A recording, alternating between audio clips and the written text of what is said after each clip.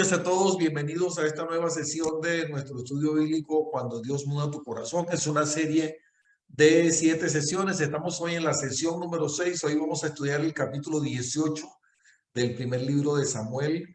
Vamos a hablar de esa historia tan mencionada de David y Jonatán y de la relación de David con el rey Saúl, de cómo comienzan esos problemas entre el rey y quien sería el siguiente rey, que era David. Y voy a pedirle a mi hermano Miguel Ángel, como tenía varios días que no le veía, voy a pedirle a mi hermano Miguel Ángel que nos dirigiera en oración para poner esta sesión en manos del Señor.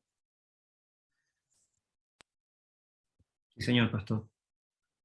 Bueno, Padre, primero que nada, agradecidos de que nos tengas reunidos en torno a tu mesa, donde nosotros vamos a degustar de nutrirnos, Señor, nutrir nuestro espíritu, nutrir nuestra alma, nutrir nuestro corazón de tu palabra, de tu vida, de tu agua que salta para fuente, Señor, que verdaderamente es la única que puede hacer, transformar y sustentar la vida de cada uno de nosotros y de los que te escuchan. Señor, te damos gracias por este estudio que continúa en medio de tu amor, que continúa en medio de tu conciliación, para que cada uno de los que asisten y puedan escuchar puedan ser edificados y puedan ser guiados en tu voluntad, Padre Santo. Te damos gracias, Padre, por este precioso estudio, este precioso Ministerio 5E, Pastor Carlos, los pastores que coordinan en México toda esta actividad tan hermosa en la cual estamos siendo edificados en la fe y estamos siendo formados para buenas obras, como dice tu palabra en el libro de los Efesios. Señor, queremos ser agradecidos de tu amor y por permitirnos compartir, que mi hermano Pastor Carlos tenga el entendimiento que proviene solamente de ti para compartir y revelar esta hermosa palabra que simplemente es vida para cada uno de nosotros. Te damos gracias, mi Padre amado, en el nombre de Jesús. Amén. Amén.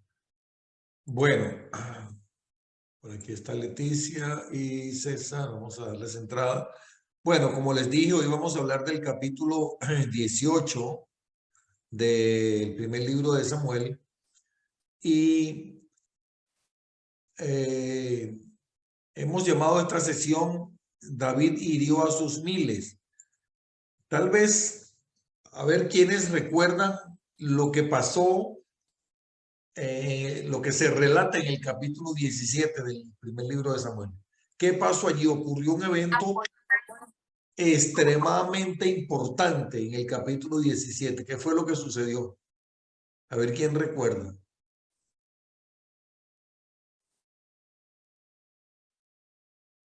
Uy, parece que nadie. Buenas noches, hermanos. Dios les bendiga. Amén. Ya lo dijeron. Sí, Buenas noches, Nidia. Dígalo, Nidia, dígalo de todas maneras.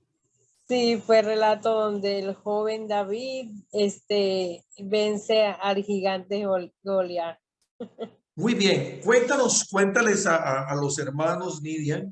Vamos a refrescar la memoria un poco para no volverlo a leer.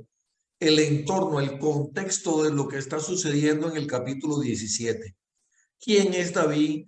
¿Por qué David llegó a ese lugar donde estaba a punto de darse una batalla, o al menos en teoría, entre los israelitas y los filisteos? ¿Qué es lo que se describe de David en ese capítulo? ¿Qué se aprende de David? Y háblanos un poco del contexto de todo lo que se relata en ese capítulo. Bueno, como hemos venido estudiando acerca de David, era el menor de su padre, pues, de los hermanos. Y podemos ver, hemos aprendido también que David fue ungido por Samuel, obedeciendo a Dios, que fue lo que lo buscara y lo ungiera, ¿verdad? Pero hasta Correcto. ese momento, el capítulo 17, todavía David es un joven, y ese día es enviado por su papá a que llevase alimento a sus hermanos que estaban en la batalla. Y encuentra ese episodio donde este hombre llevaba días amenazando al pueblo, y Correcto. también buscando quién pudiera pelear con él y quién, como dice, incitando allí a que pudieran enviarle uno que pudiera pelear con él. Y Correcto. ¿Y cuál fue amenazándolo. la Y los actitud de los tenía hermanos de David atemorizados cuando y estaban llenos de miedo. Y David Correcto. insistía y insistía que le dijeran, como dice. Sí, insistía en Y qué, perdón. entonces, bueno, podemos ver que allí él pudo cumplir, porque yo creo que eso ya lo tenía establecido el Señor y Ok, insistía en que qué era lo que, qué era lo que le iba a dar el rey al que venciera a al Goliat. el gigante. Ok, entonces ¿Me David escucha? preguntaba, ¿qué es lo que Ajá. el rey le va a Se dar a le quien oye venza a este entrecortado. gigante? Sí, sí, tenemos Ajá. un poquito de delay aquí. A ver, Miguel, Sí. Carolina, Juanín, ¿me oyen bien? Carlos Flores, ¿me oyen bien? Sí, yo creo que tenemos un problemita aquí con la internet. Bueno, entonces yo estaba diciendo que David es el menor de los hermanos, era un muchachito cuando él llega allí porque el papá lo manda a que le lleve comida a los hermanos y que le lleve provisiones a los que están allí en el campo de batalla, la guarnición, y que le traiga noticias de cómo están sus hermanos. Él ve lo que está sucediendo y se vuelve como loco. ¿Qué es lo que están diciendo? Que el rey le va a dar a quien vence al gigante. Pero mi pregunta es, ¿cuál es la actitud de los hermanos de David hacia él en ese momento? ¿Lo apoyaron? ¿Lo aplaudieron? ¿Cuál fue la actitud de los hermanos de David? A ver quién recuerda. Dígalo, Juana, que tiene el micrófono cerrado. ¿Ya? Sí, ahora sí. Pues lo que pasa es que ellos no creían que David, siendo tan pequeño, pudiera lograr hacer de matar al gigante Goliat. Muy bien. Como él era un pastor de ovejas, lo tenían en poco. Y como era el menor de los hijos de Isaí, creían que no podías derrotar al gigante Goliat. Muy bien. ¿Y cómo lo trataron? ¿Lo Lo trataron muy trataron mal, bien? pastor, lo trataron mal, lo corrieron prácticamente del lugar, no querían que estuviera ahí, que porque él no iba a poder hacer lo que ya él había dispuesto a hacer. Muy bien. Diríamos en esta época que le hicieron bullying, ¿verdad? Los hermanos a David. Lo insultaron quizá. Pero había alguien que estaba observando todo lo que estaba sucediendo y que no aparece en el principio del capítulo 17. Es más, no aparece en el capítulo 17, que es el hijo del rey Saúl, pero después podemos ver que él estaba observando todo con detenimiento. Hace unas semanas atrás, cuando yo no estaba, que tuvieron una sesión con el pastor Miguel Ángel, 2 sesiones con el pastor Miguel Ángel, hablaron sobre este hombre que es el hijo del rey Saúl, que se llama Jonatán. ¿Qué aprendieron en esas sesiones sobre Jonatán? ¿Cuál era el papel de Jonatán en el reino en aquel tiempo?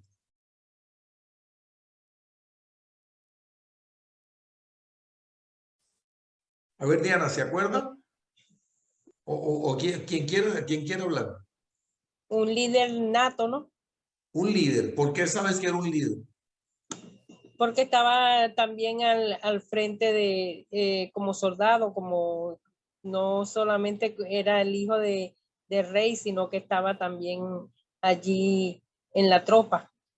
Sí, pero no como un soldado raso, No, como un militar de militar rango, de sí, peso, como claro. jefe. Como decimos aquí en Venezuela, un cabo primero, un sargento, O quizá como algo como un capitán. coronel, algo así, Ajá. ¿verdad? Pero además, ¿qué papel juega Jonatán en el reino? ¿Quién es Jonatán?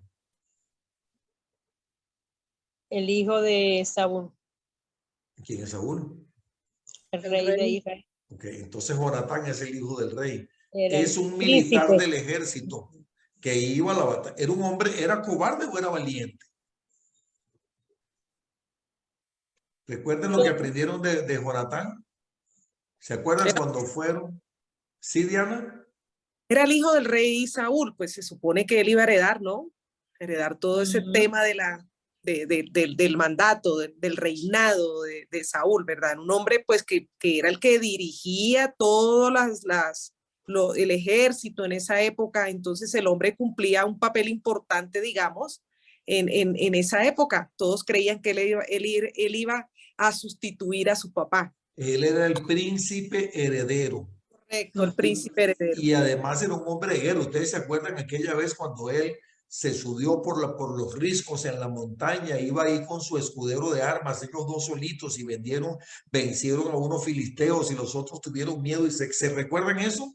Que los otros tuvieron miedo y se fueron huyendo porque les asustó que nada más Jonatán con el escudero de armas,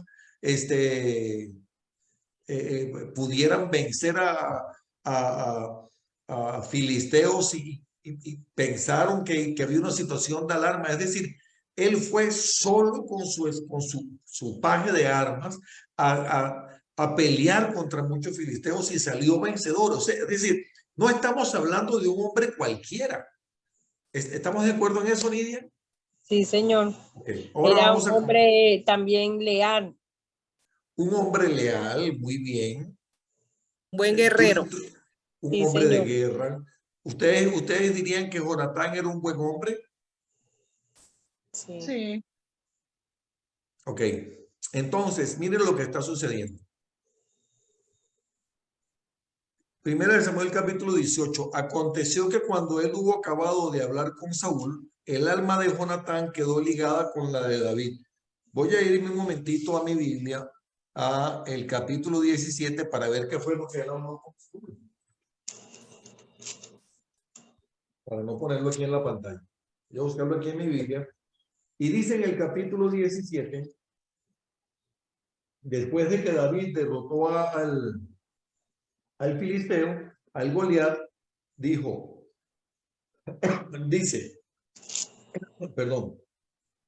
David tomó la cabeza del filisteo y la trajo a Jerusalén, pero las armas de él, es decir, las armas del filisteo, las puso en la tienda. Y cuando Saúl vio a David que salía a encontrarse con el filisteo, dijo a Abner, general del ejército, Abner, ¿de quién es hijo ese joven? Y Abner respondió, vive tu alma, oh rey, que no lo sé. Y el rey dijo, pregunta de quién es hijo ese joven.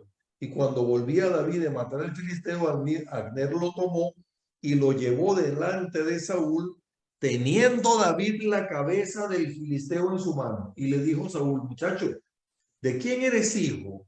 Y David respondió, yo soy hijo de tu siervo Isaí de Belén.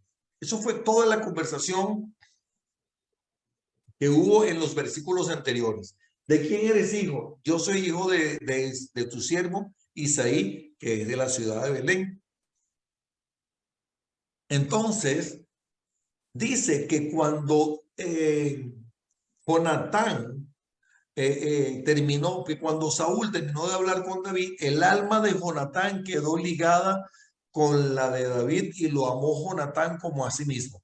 Que por cierto, esto es un pasaje que algunas personas perversas lo han tomado para malinterpretar las cosas y para justificar ciertas conductas que van en contra de lo que nos enseña la palabra. Y ustedes me entienden. Y dice, Saúl le tomó aquel día y no lo dejó volver a la casa de su padre. Saúl tomó a David. No es que significa que David no iba a poder volver nunca más a la casa de su familia, sino que a partir de ese momento, pues, él estaría allí porque, bueno, el muchachito, el pastorcito de ovejas que venía de allí justamente de haber dejado las ovejas bajo el cuidado de una persona encargada, había derrotado al gigante que había estado durante 40 días amenazando y atemorizando a todo un ejército. Y este muchachito con una piedra lo venció. Y dice, voy a repetirlo, el alma de Jonatán quedó ligada con la de David y lo amó Jonatán como a sí mismo. ¿Ustedes creen que esto que describe aquí de Jonatán es porque David le dijo, yo soy hijo de Isaí de Belén? Pregunto, ¿creen que fue por eso o por qué? ¿Por qué creen que sería? Yo les pregunto una cosa, ¿dónde creen que estaba Jonatán durante esos 40 días mientras el gigante iba 2 veces en la mañana y en la noche, 2 veces al día, durante 40 días, a amenazar al ejército diciéndole, pongan a alguien que pelee contra mí, si yo lo venzo, ustedes me servirán, y si él me vence, nosotros le serviremos, durante 40 días. ¿Qué dice el capítulo anterior? ¿Cómo estaba el pueblo de Israel durante esos 40 días, Midian? Atemorizado, con miedo. Atemorizado. Me gustaría que alguien más pudiera intervenir aparte de Nidia. A ver, ¿quién quiere intervenir? ¿Quién quiere, para que no sea una conversación solamente de 2 personas? ¿Diana quiere intervenir? Ok. Entonces, el pueblo estaba atemorizado. Diana, ¿dónde crees que estaba David durante esos 40 días? Jonatán. Perdón, ¿dónde estaba Jonatán durante esos 40 días? Observando. Observando. Observando lo que estaba pasando. Sí, ¿Y porque qué? estaba atemorizado el pueblo, pastor. Estaba muy atemorizado el pueblo. Entonces, no había la manera de poder vencer al gigante. Entonces, todo el pueblo filisteo estaban de una manera muy asustados. Entonces, todo eso lo estaba viendo Jonatán. Muy bien, Jonatán estaba viendo todo eso. Él estaba Ver todo viendo. lo que David estaba haciendo le llamó la atención. ¿Quién se suponía que tenía que ir a matar al gigante? Jonatán. Los soldados. ¿Sí o no? Claro que sí. Era el hombre valiente, el militar, el hijo del rey, o tal vez Agner, que era el general del ejército, ¿verdad? Y ninguno se atrevió. Entonces, ¿qué fue lo que hizo que el alma de Jonatán quedara prendada a la de David a partir de ese día? La acción de David. Muy bien, ¿qué ibas a decir, Diana? Creo que te interrumpimos. Bueno, aparte del hombre ser muy valiente con lo que hizo, ya se le notaba la unción y la gracia del Señor en su ser, ¿verdad? Ya se notaba la gracia. Y donde hay gracia de Dios, imagínense, lo hay todo. Muy bien. ¿Se acuerdan lo que dijimos de lo que aprendimos de David en el capítulo 17? ¿Qué fue lo que le dijo Jonatán? Perdón, ¿qué fue lo que le dijo David al filisteo cuando lo enfrentó? Tú vienes a mí con lanza y con jabalina. ¿Qué más le dijo? Pero yo vengo a ti en el nombre del Señor Todopoderoso, el Dios de los ejércitos de Israel, a quien has desafiado.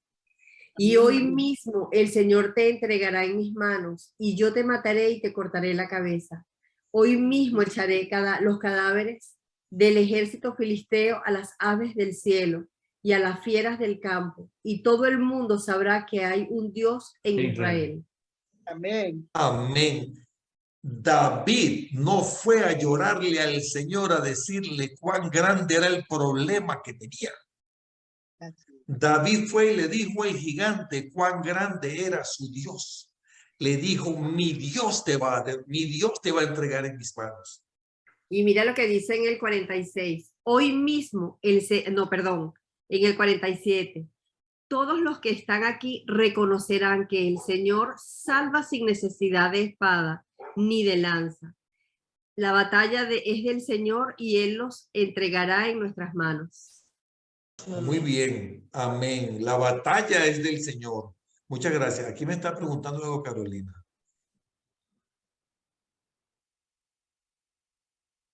Correcto, estamos hablando en Niurka, en el Antiguo Testamento, está el primer libro de Samuel y está el segundo libro de Samuel.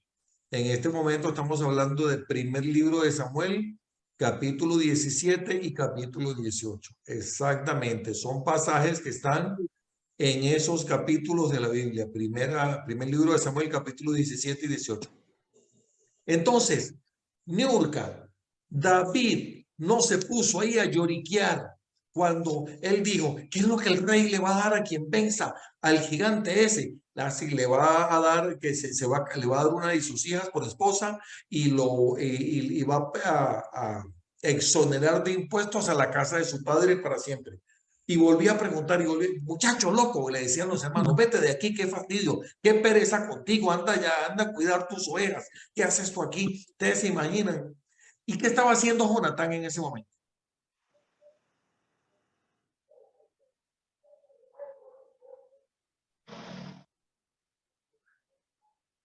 Jonatán estaba observando todo. Estaba ahí en un palco observando todo, digamos un palco entre comillas, pero él estaba observando todo lo que estaba sucediendo allí. Yo me imagino a ese hombre con la boca abierta, escalofríos, diciendo, ¿qué va a pasar aquí? ¿Qué va a pasar aquí? ¿Qué va a pasar aquí? No puedo creer esto, que este muchachito que nadie conoce. O sea, él estaría como atento a todo. Él siguió cada segundo todo lo que estaba sucediendo. Y cuando ya viene David con la cabeza del gigante y se la trae al rey, y el rey dice, ¿de quién es hijo este muchacho? Entonces el rey, David le dice al rey, yo soy hijo de Isaí. tu siervo Isaí de Belén. Ok, entonces vamos a continuar aquí. Dice, el alma de Jonatán quedó ligada con la de David y lo amó Jonatán como a sí mismo. Y Saúl le tomó aquel día y no le dejó volver a la casa de su padre. E hicieron pacto Jonatán y David porque él le amaba a sí mismo. Les vuelvo a decir, algunas personas perversas han utilizado erróneamente y malintencionadamente este pasaje para justificar ciertas actitudes, ciertas conductas que van en contra de lo que establece la palabra de Dios. Porque ahí en ningún momento dice que ellos eran pervertidos sexuales, ni mucho menos. El punto es que aquí dice, esa es la parte más importante donde quiero llegar, dice, Jonatán se quitó el manto que llevaba y se lo dio a David y otras ropas suyas. Amén. Hasta su espada, su arco y su talabarte. Espada, arco y talabarte.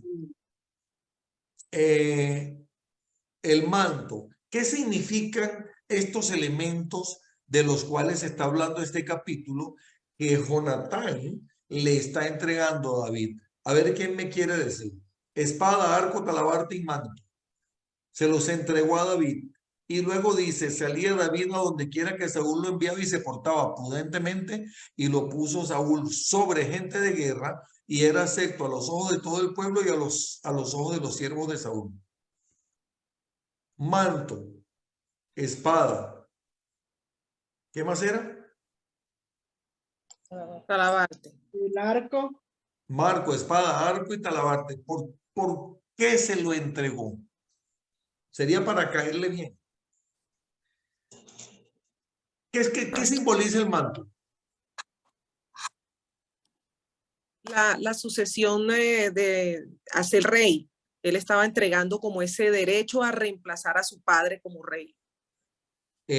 Cuando Jonatán le entrega el manto simboliza justamente ese derecho a heredar el reino que tiene Jonatán, porque Jonatán tiene el manto, la cobertura del reinado sobre sí. Y entonces David recibe de manos de Jonatán el mando, pero también le está entregando el escudo, el arco y el talabarte. ¿Qué son estos tres instrumentos? Perdón, la espada, el arco y el talabarte. ¿Qué dice Nidia? Simbolizaban el trono, Sí. pastor. ¿Perdón? Simbolizaban el trono. Simbolizaban como el heredar el trono, pastor. ¿Qué es la espada? Poder. ¿Para qué es la espada? Para la guerra. Para la guerra. ¿Y para qué es el arco? Lo mismo, para salir a guerrear. ¿Quién era David? ¿Quién era Jonatán? Perdón. Militar. Militar. Él estaba entregando, estaba despojándose de su derecho como el próximo rey, y también estaba dándole las armas como poniéndolo como militar, como allí el cargo que él tenía. ¿Saben qué significa esto? ¿Verdad? Cuando yo hago así, esto es una costumbre venezolana, ¿verdad, Nidia? Sí, señor. Eso Que significa que... las rayitas que traen los militares aquí, de acuerdo a eso, es lo que es al rango. El rango militar.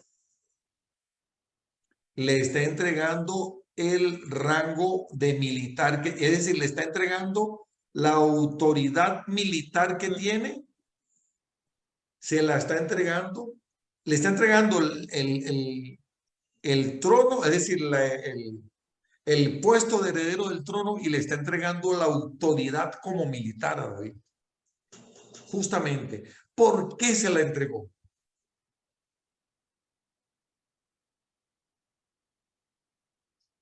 No es porque estaba enamorado de David, como algunos dicen. ¿Por qué se le entregó? A ver, me gustaría escuchar opiniones. Sí, sí, Pati. Ay, perdón, te muteé. Te muteé, Mónica, perdón. La valentía, Patricia. ya él lo que había hecho David, o sea, ya David fue a la guerra y hizo todo lo que hizo, o sea, se ganó el derecho al piso, como dicen aquí. Muy derecho a piso. Muchas gracias, Karina. ¿Qué dice Patricia? Yo creo que vio que era más digno de esa posición David que él, porque él se acobardó mientras David sí enfrentó la situación y se comportó como el militar que no era. Y lo que decía Diana antes, también vio que Dios estaba con él. Correctamente, vio que Dios estaba con él, y también lo que dice Karina, que era un hombre valiente, que era un hombre que, es decir, es como que Jonatán decía, no, es que yo no merezco llevar esto. Yo no merezco esto, David. Esto te pertenece a ti porque eres tú quien merece esto.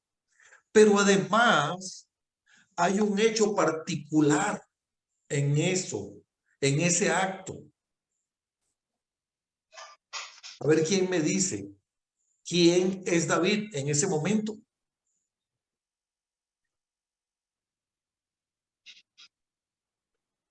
Pues David en ese momento todavía no tenía ningún cargo. Él era un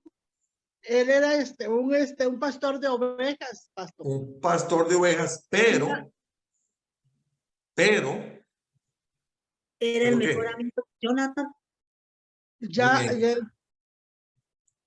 Pero socialmente o políticamente, ¿quién es David? Nadie. O ministerialmente, ¿quién es David, Karina, en ese momento? Nadie. Sí, El pastor Dígalo, de Patricia. Yo siempre digo que cuando Patricia abre la boca es para decir cosas buenas. Dígalo, Patricia. En ese momento David iba a ser el yerno del rey. Muy bien, iba a ser el yerno del rey, pero David tenía una característica. Recuerden que David había sido ungido por el profeta Samuel como rey de Israel por instrucciones del Señor. Es decir, aunque él todavía no ostentaba el cargo, ya él ante los ojos de Dios era el rey. Ya David tenía la unción de parte de Dios. Bueno, Sí me explico lo que quiero decir. Así Y es. Jonatán tuvo la revelación, eso no fue sabiduría humana, tuvo la revelación de parte de Dios de que él estaba ante una persona de la realeza en ese momento. ¿Sí me explico? No es una persona cualquiera, no es un soldado cualquiera, es el ungido del Señor. Y fue la revelación. Miguel está aquí, quiere hablar ahí.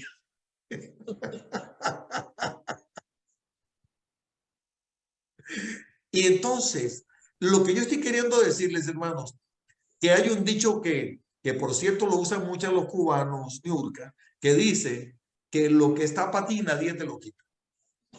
Es decir, es que ya Dios tenía determinado que ese reino era de David, aunque todavía no lo había recibido, porque a veces hay cosas que ya Dios nos ha dado y a veces nosotros caemos en la desesperación porque queremos ver las cosas ya, porque tal vez las cosas no son como nosotros esperamos que sean, pero ya David hacía mucho tiempo que había sido ungido como rey por parte de Saúl. Él era, aunque era joven, pues él estaba consciente de que él había sido ungido como rey, él lo sabía. Poco que era un niño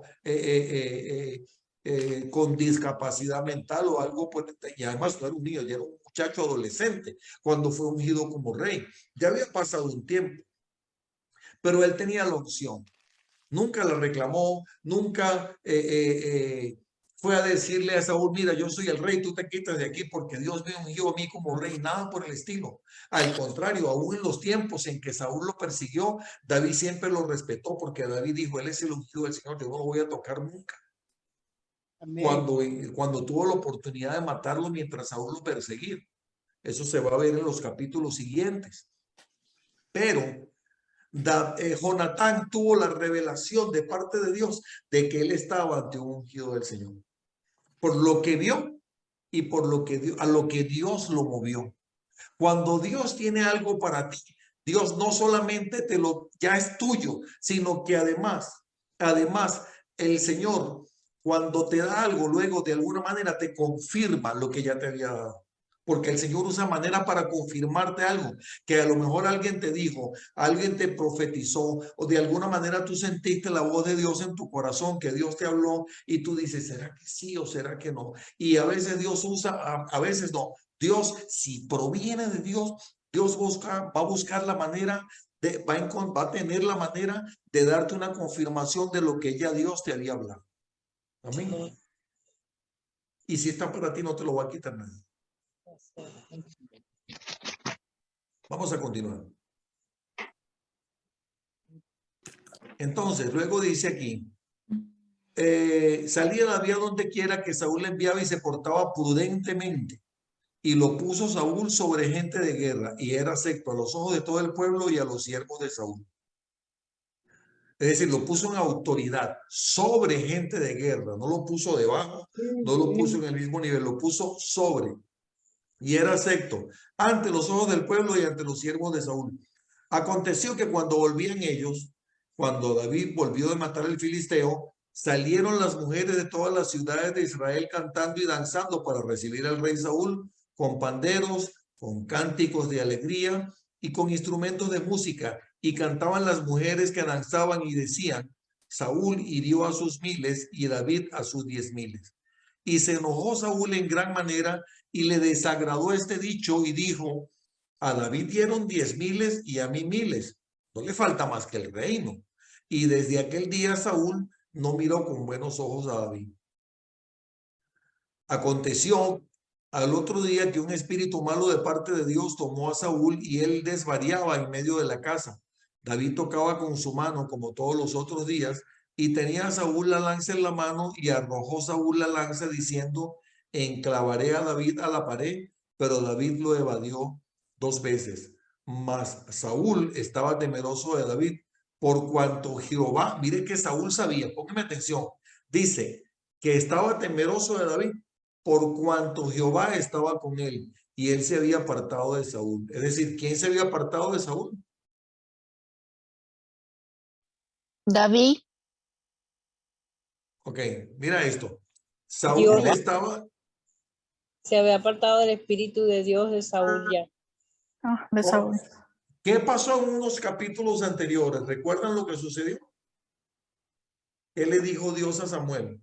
Claro, ya por medio de Samuel se lo dijo a él. ¿Qué le dijo? Ya sabía que ya había otro elegido, que ya él no iba a ser trono. Que ya había otro elegido y que ya Dios lo había descartado como rey. Ya no había chance.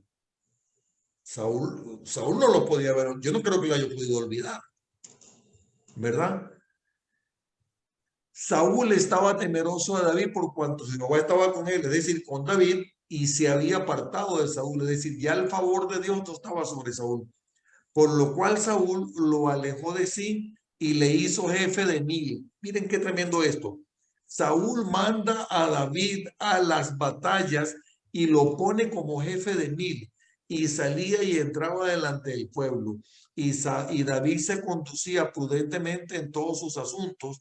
Y Jehová estaba con él. Y viendo Saúl que se portaba tan prudentemente, tenía temor de él, mas todo Israel y Judá amaba a David porque él salía y entraba delante de ellos. Entonces dijo Saúl a David: he aquí yo te daré a Merab mi hija mayor por mujer, con tal de que me seas hombre valiente y pelees las batallas de Jehová. Mas Saúl decía, es decir, voy a parafrasearlo, decía para sí mismo: no será mi mano contra él, sino que será contra él la mano de los filisteos.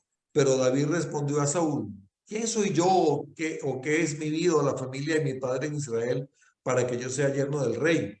Y llegado el tiempo en que Merab, hija de Saúl, se había de dar a David, fue dada por mujer a Adriel meholatita.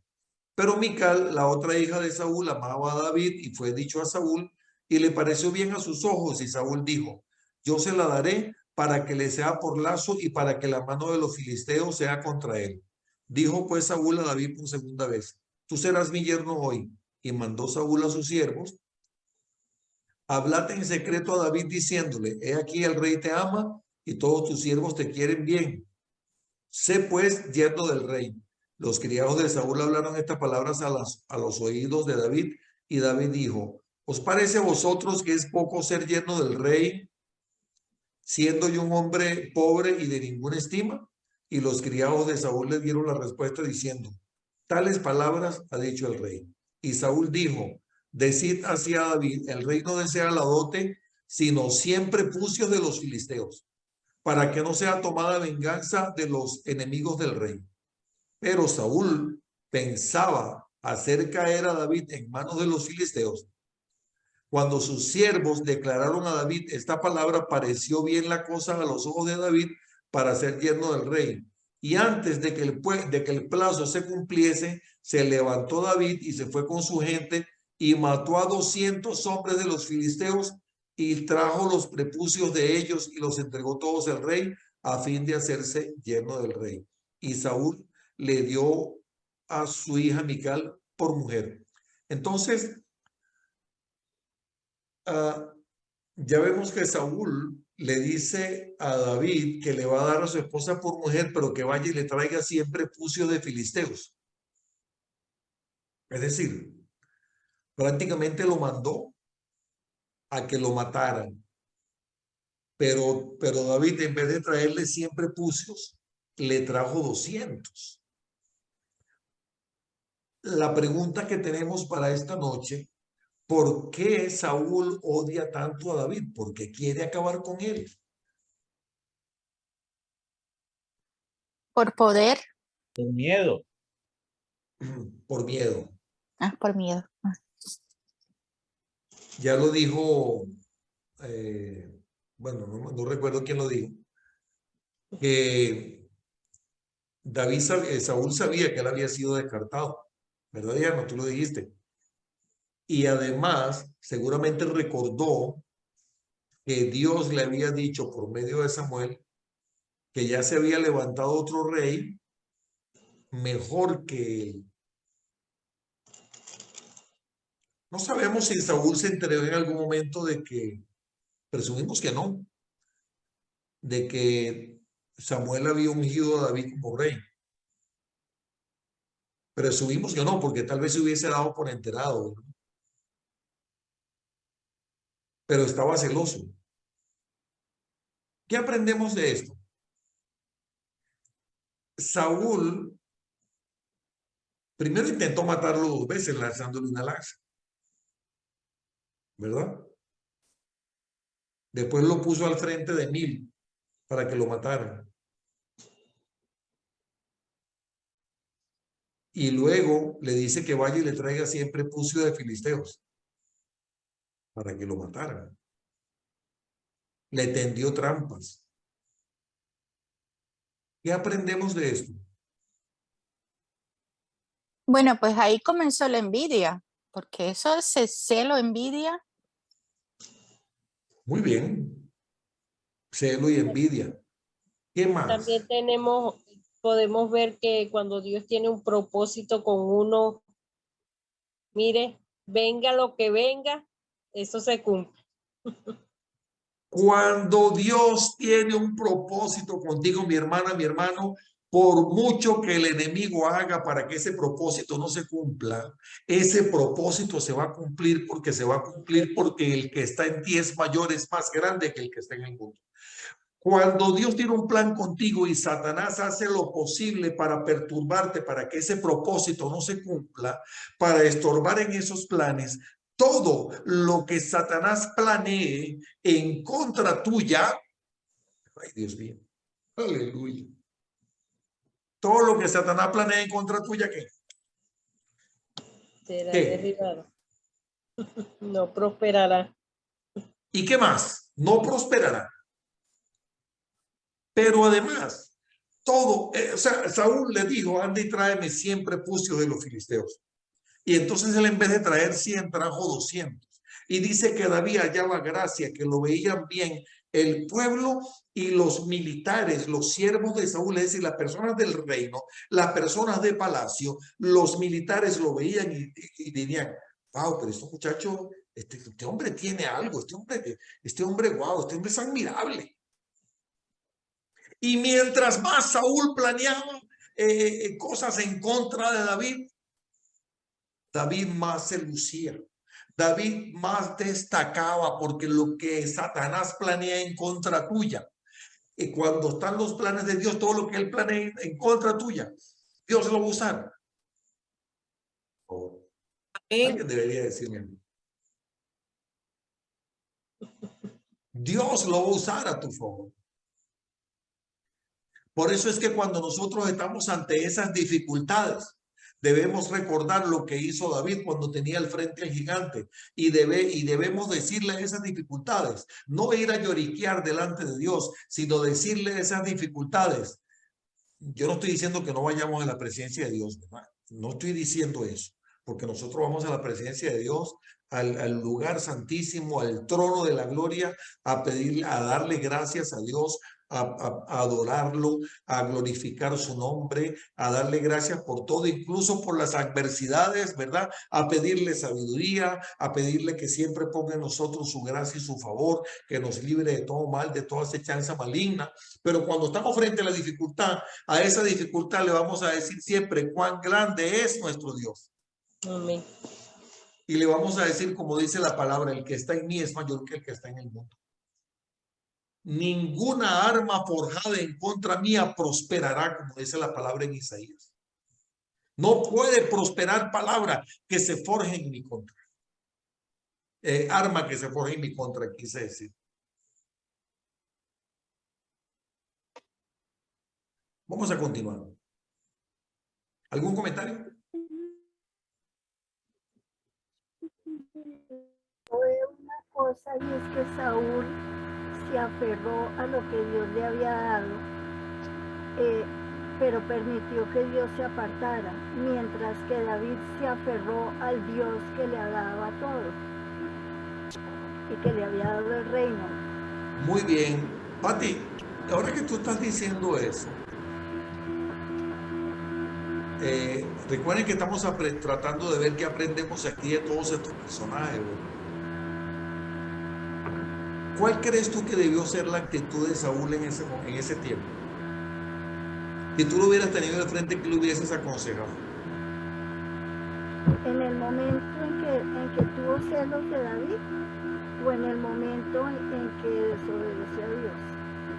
Cuando David, cuando él veía que a David le iba bien, que se ganaba la voluntad del pueblo, que la gente decía, Saúl mató a sus miles y David mató a sus 10,000, y entonces intentó matarlo 2 veces con una lanza, después lo mandó a que fuera jefe de 1000 para que lo mataran los filisteos, después lo mandó a traerle 100 prepucios para que lo mataran los filisteos. ¿Qué le hubieses aconsejado tú si lo hubiese tenido al frente? Pues hay varias cosas. Si él hubiera tenido a Dios, y habría valorado a Dios y no, más que al reino. Habría entendido que su sucesor iba a ser David. Y aparte de eso, no habría tenido celos ni envidia, no habría tenido resentimiento, y si lo hubiera tenido, era el momento de arrepentirse y buscar a Dios, de reconocer sus debilidades y buscar a Dios. Entonces, y nada de eso hizo él, por eso fue cada vez más, aparecieron más cosas, y cuando dice que vino un espíritu malo de parte de Dios, yo pensaba en eso, cómo Dios puede mandar un espíritu malo, pero yo creo que era no que Dios se lo mandó directamente, sino que ya Dios había establecido eso, y nos puede pasar a cualquiera de nosotros, que cuando obramos mal y a una falta le agregamos otra, pues ya abrimos las puertas para que esos espíritus influyan tengan en contra nuestra. Patricia, porque errores no corrigen errores. Los errores no corrigen errores. Los errores se corrigen, como bien lo dijiste, primero con arrepentimiento genuino, y segundo con una disposición de ser mejor. Tercero con humildad. Pero en Saúl no había nada de eso. En Saúl había una mezcla entre temor y soberbia. Gracias. Sí, es que está diciendo que hay un ruido en el micrófono de... Había un ruido en tu micrófono, Pati. Bueno, ¿alguien más con algún otro comentario? ¿Qué aprendemos de esto? Hay mucho que aprender aquí de Saúl, de David, de Jonatán. Vamos a seguir leyendo mientras ustedes piensan qué más quieren aportar.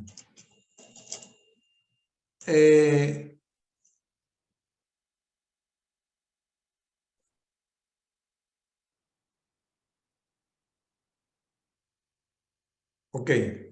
Antes de que el plazo se cumpliese, se levantó David y se fue con su gente y mató a 200 hombres de los filisteos, y trajo David los prepucios de ellos y los entregó todos al rey a fin de hacerse yerno del rey.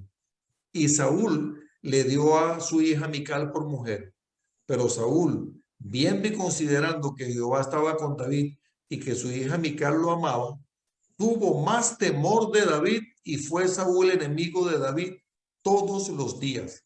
Y salieron a campaña los príncipes de los filisteos, y cada vez que salían, David tenía más éxito que todos los siervos de Saúl, por lo cual se hizo de mucha estima su nombre. Cada vez que salían a la guerra, a David le iba mejor que a todos los militares de Saúl, y se fue ganando progresivamente el favor de toda esa gente con quien él andaba. Lo admiraban, lo respetaban, porque donde quiera que iban a la guerra le iba mejor a Saúl. Yo me imagino que mataba más filisteos, en fin, le iba mejor que a todos los militares del ejército de Saúl. Repito, cuando Dios tiene planes para contigo, cuando Dios pone sobre ti su gracia y tu favor, no hay manera de que tú no prosperes en tu vida. No hay manera de que tú no prosperes en lo que vas a hacer. Todo lo que el enemigo haga para estorbar a esos planes de Dios, más bien va a venir a trabajar a tu favor. Exacto. Amén. Bueno, vamos finalizando ya con esta sesión de esta noche. Me gustaría saber si alguien más quiere dar una opinión, preguntar algo, comentar algo. ¿Qué les está quedando de esto? Bueno, permiso, yo sí quiero decir algo. Sí. Pues yo he aprendido que, bueno, primeramente hay que tener confianza y siempre ir hacia adelante, no importa todo el daño que nos quieran hacer o los obstáculos, o con la confianza y la seguridad y la fe, pues todo está en voluntad de Dios también. Así que eso es lo que pienso yo, ¿no? Lo que aprendí de esto. Amén, así es. Amén. La gracia y el favor de Dios nos acompañen siempre, ¿verdad, Nilka? Así mismo es. Ustedes saben Así. que yo pienso que cuando uno ora en la mañana, bueno, a cualquier hora que uno ore, ¿verdad? Pero digo, las rutinas de oración de uno de cada día, yo creo que la petición más importante, o entre las peticiones más importantes que uno le tiene que hacer al Señor, es que su gracia y su favor estén con nosotros. Porque eso es lo que necesitamos, la gracia y el favor del Señor, para que nos vaya bien en todo. Amén. Muchas Amén. gracias, Nurka. ¿Alguien más? Buenas noches, Dios les bendiga. Amén. Yo he aprendido que cuando hay bueno, de la lección que estamos viendo, que cuando hay un propósito siempre va a haber oposición, y que quizás ante los ojos de los hombres no somos quizás dignos o aprobados, ¿verdad? Delante de las personas, pero cuando Dios ha puesto la mirada en ti, quizás para los demás no califiques, pero lo importante es que Dios, cuando Dios te levanta, Él va a estar contigo. Claro, siempre y cuando esté esa obediencia como la hubo en David. Muchas gracias, Lambertina. Me gusta mucho eso que Lambertina dijo. Cuando Dios tiene propósitos contigo, siempre va a haber oposición. Siempre va a haber oposición. Siempre va a haber alguien que no va a querer que eso se realice. Por eso dice Pablo muy sabiamente, ungido por el Señor, que nosotros no tenemos lucha contra carne ni sangre, sino contra principados, potestades, gobernadores de las tinieblas y huestes espirituales de maldad en las regiones celestes, y que tenemos que ponernos la armadura de Dios. Yo creo mucho en el mover espiritual, lo creo muchísimo, y creo que nosotros tenemos que tratar de tener discernimiento y estar atentos a lo que sucede espiritualmente a nuestro alrededor, porque a veces nos pasan cosas que no logramos discernir que son espirituales, y que, como dice Lambertina, pueden ser cosas que están determinadas para estorbarnos en propósitos que Dios tiene para con nosotros. Y es que sucede lo siguiente, mis hermanos. Miren qué bueno el comentario que está haciendo Lambertina, me gustó mucho. Sucede lo siguiente. Indudablemente hay un movimiento espiritual siempre alrededor nuestro de una u otra manera, porque los espíritus existen, espíritus que trabajan a favor de Dios y espíritus que trabajan en contra de los planes de Dios, o llámense, los pueden llamar demonios también. Los hay, existen. Pero hay una característica, y es que el único omnisciente, omnipresente y omnipotente que existe se llama Jehová de los ejércitos. Amén. No hay otro que tenga esas características. Entonces, Satanás es el príncipe de este mundo, ciertamente. Cuando Satanás se rebeló, arrastró en su rebelión a 1/3 de los ángeles. Pero Satanás no es omnisciente, ni es omnipresente, ni es omnipotente. ¿Ustedes me entienden? Entonces, de la manera como yo ilustro esto es como que digamos que Miguel y Carolina están ahí tranquilos en su casa esta noche, ¿verdad? Participando con nosotros de este estudio bíblico. Y está por venir una gran bendición sobre ellos. Ya está dada por Dios y ellos la van a recibir en cualquier momento. Y se está dando un movimiento angelical alrededor de ellos, alrededor de su casa. Y hay espíritus malignos, hay demonios que están viendo que ahí está sucediendo algo, pero ellos no tienen la posibilidad de saberlo. Porque ni Satanás ni sus demonios, ellos no son omniscientes, ni omnipresentes, ni omnipotentes. solamente Dios. Entonces como que dicen, digamos, digamos que yo voy pasando frente a la casa de Miguel Ángel y Carolina, y yo estoy viendo que hay un movimiento, están adornando la casa, están poniendo lazos, globos, están poniendo la casa bien bonita, y yo digo, aquí como que hay fiesta, ¿qué estará pasando? ¿Ustedes no les ha pasado? Que a veces pasan frente a la casa de un vecino y dicen, aquí como que hay celebración, y veo carros que entran y salen, y movimiento y cosas, y digo, aquí está, y personas salen y entran, ¿qué estará pasando? Aquí como que hay una fiesta, aquí viene algo importante, y me muero de la curiosidad, si fuese el caso, ¿verdad? No me pasa a mí ni a ninguno de ustedes, y uno le da curiosidad por saber qué está pasando aquí, pero uno no lo puede saber. Entonces esos ángeles, o mejor dicho, esos demonios que están trabajando para Satanás, van y dicen, algo está pasando en la casa de Miguel y Carolina, de un movimiento, averígame qué es, no nos está siendo revelado esto. Algo está pasando, pero no sabemos qué es. Y comienzan a poner oposición, no importa lo que sea, opónganse, perturben, hagan daño, molesten, hagan que Miguel se enoje, que pelee con la esposa, hagan que los hijos se rebelen en contra de ellos, hagan algo para que venga alguien y lo llame por teléfono y le dé una noticia para que caiga en ira y la bendición se le caiga. Y cuando le pasa eso, Miguel dice, no prosperará arma que se forje en mi contra. El que está en mí es mayor que el que está en el mundo. Sí, Miguel Ángel. Amén. Porque la palabra de Dios dice en el libro del profeta Isaías que yo pertenezco al linaje del niño que nació, que nos fue dado como hijo, que el principado sobre su hombro y se llamará su nombre admirable, consejero, Dios fuerte, Padre eterno, príncipe de paz. Porque lo dilatado es su imperio y la paz no tendrá límite sobre el trono de David y sobre su reino, que es el reino del cual yo sirvo, disponiéndolo y confirmándolo en juicio y en justicia desde ahora y para siempre. El celo de Jehová de los ejércitos hará esto. Qué tremendo está eso, mi hermano pastor. Cuando Dios lo dispone, así va a ser. Y él nos afirma, pastor. Y él nos afirma. Así es, amén. Muchas gracias, pastor Miguel.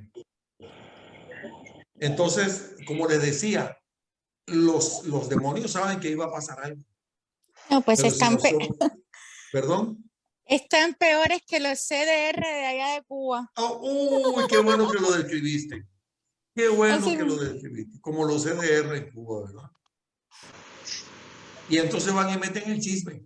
Así Ahí está mismo. pasando, averigüen, no lo podemos averiguar, lo tienen muy calladito. Yo veo que salen y entran y hay un movimiento y hay ángeles alrededor, pero no podemos, y le preguntamos si no sabemos nada. Perturben, molesten, hagan lo que se enojen, tírenle un rayo encima, en fin, y Miguel dice, no prosperará arma que se forje en mi contra. ¿Verdad, Miguel? El que está en mí es mayor que el que está en el mundo. Vamos a concluir esta noche con nuestro estudio bíblico. A ver, Nidia, ¿nos quiere dirigir en oración, por favor? Padre bueno, te damos gracias por este precioso momento. Gracias por tu palabra que nos habla, que nos acobija, que nos enseña, que nos guía, Señor. Gracias, Padre amado, por cada uno de mis hermanos que están, Señor, en este momento, en esta clase, Padre. Bendice a mi hermano, Señor, síguelo usando grande y poderosamente. Ahora, Padre, cuando nos disponemos, Señor, a ir a descansar, sea usted, Señor, guardándonos y guiando, Señor, sus ángeles aquí alrededor de nuestro hogar y de nuestras vidas, Señor. Confiamos plenamente en ti. Eres grande y poderoso, Señor. Te amamos en el nombre de Jesús. Amén. Les bendigo, hermano. Me despido de los que están en YouTube. Recuerda, si no te has suscrito a nuestro canal, suscríbete. Soy Carlos Aparcedo con el Ministerio 5E Internacional. Hacemos estudio bíblico los martes. En la noche nos reunimos cada martes a estudiar la palabra. Así que si me está viendo ahora en el YouTube y quieres ser parte de estas reuniones en vivo que hacemos por Zoom cada martes, contáctate con nosotros y con mucho gusto te daremos la bienvenida. Les bendigo, me despido de los que están en YouTube, me quedo un par de minutos con los que están aquí en vivo y nos vemos la próxima semana en la sesión número 7 y última de esta serie que hemos llamado Cuando Dios muda tu corazón, basada en el primer libro de Samuel. Bendiciones y buenas noches.